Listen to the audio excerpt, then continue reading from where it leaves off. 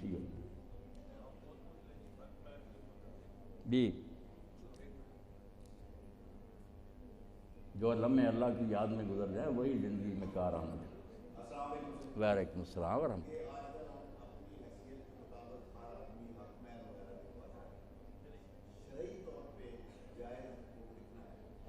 G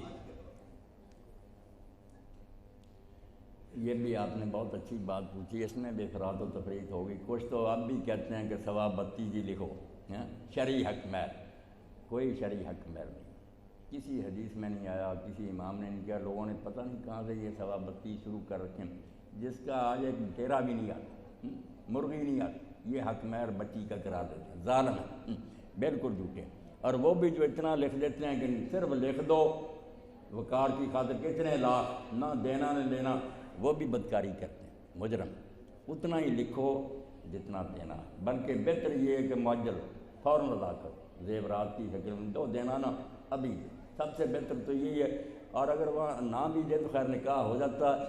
on demand رہتا کہ جب بھی لڑکی مانگے گی دینا پڑے گا، قرضہ ہو جاتا نا، پھر ہونا ایسا ہی چاہیے حیثیت کے مطابق، غریب اپنی حیثیت کے مطابق دے، بے شک وہ تھوڑا ہی دے۔ رسول کریم علیہ السلام کے زمانے میں تو ایسا بھی ہوا نا کہ ایک عورت نے کہا اللہ کے رسول میں نکاح کرنا چاہتی ہوں، اس کا خیال تھا کہ حضور اپنے لیے پسند کریں گے، آپ کو تو ضرورت نہیں تھی، تھوڑی دیر کے بعد پھر کہا، آخر ایک صحابی نے اٹھ کر کہا یا رسول اللہ میرے ساتھ نکاح کر، تو آپ نے فرمایا تیرے پاس کچھ ہے؟ کہنے لگا اس چادر کے سوا اور کچھ نہیں، غربت تھی بڑی، آپ نے فرمایا کچھ تو بلو خاتم من حدید، لوہے کا ایک چھلا ہی، اس نے کہا وہ بھی، آپ نے فرمایا کچھ صورتیں یاد ہیں؟ اس نے کہا ہاں فلاں فلاں صورتیں زبانی یاد ہیں، تو آپ نے فرمایا میں نے تیرا نکاح اسی مہر پر کر دیا کہ وہ صورتیں اس کو بھی سکھا دینا، تیرا یہی حق مہر ہے۔ تو کم از کم بھی جتنا عورت راضی ہو جائے ٹھیک ہے، زیادہ سے زیادہ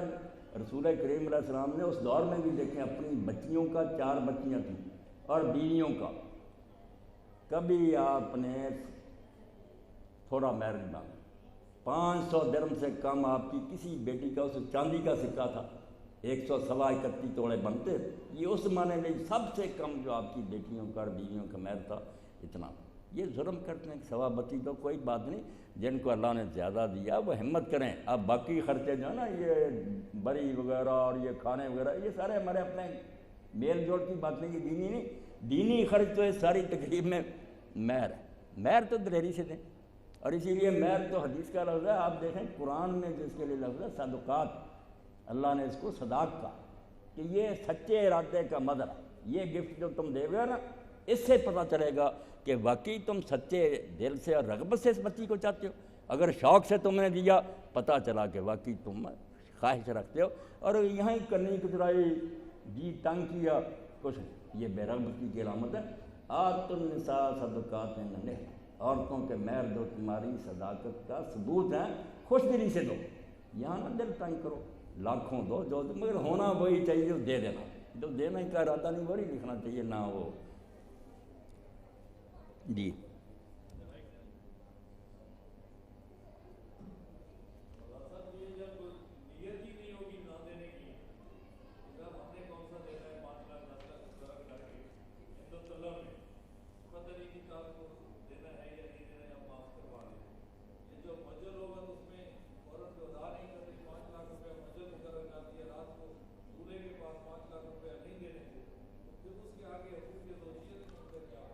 یہ تو بالکل آپ نے صحیح بات کہی، خود حدیث پاک میں آتا کہ جس نے کوئی مہر مقرر کیا اور نیت یہ ہے کہ یہ ادا نہیں کرنا، فَوَزَانٍ، وہ زنا کر رہا،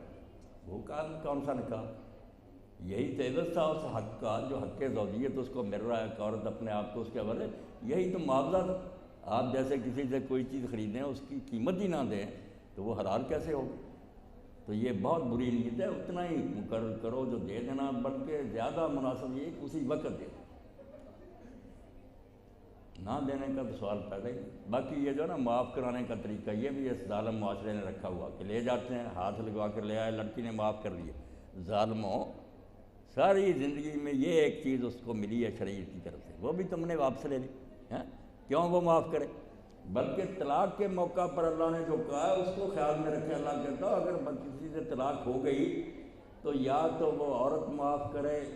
یا یہ نکاح کی گرہ جس کے آگے خامد اور یا فالذی بیدہ عقدۃ النکاح، یہ دلیری سے کام لیں کہ مقرر اتنا تھا مگر چلو میرا تیرا نباہ نہیں ہو سکا، خوش دلی سے رخصت ہونا چاہیے، میں نے لاکھ کی بجائے 2 لاکھ تجھے والی، بلکہ اللہ متعون کہتا کہ جیسے بڑی کا جوڑا لے کر آتے ہو نا، قرآن نے کہا ایسا جوڑا بنا کر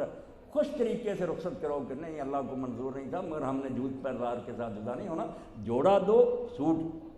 اور اللہ کہتا بجائے اس سے معاف کرانے کی ولا تنسب الفضل، شرم کر،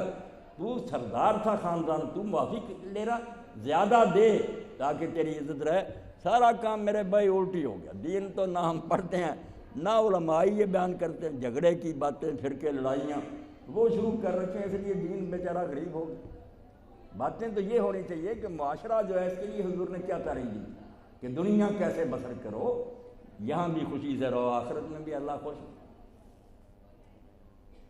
ادھر سے بھی کوئی بھائی پوچھے، کوئی بات نہیں، تکلف کی بات نہیں، یہ مولوی والی محل نہیں، بالکل سادہ دوستانہ ماحول ہے، جو جی چاہے آپ پوچھے، خوشی ہو۔